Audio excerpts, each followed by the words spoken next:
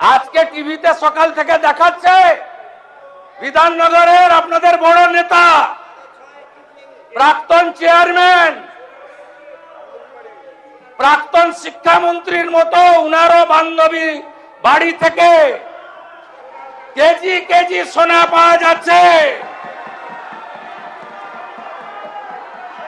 মাননীয় বিরোধী দল নেতা, আগে ঠিক করুন কার পক্ষে বলবেন আর কার বিরুদ্ধে বলবেন।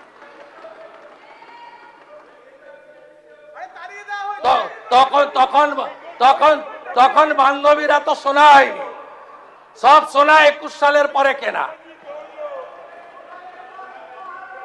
সব সোনা রসিদ পাওয়া গেছে 21 সালের পরে কেনা, 22 সাল থেকে কেনা।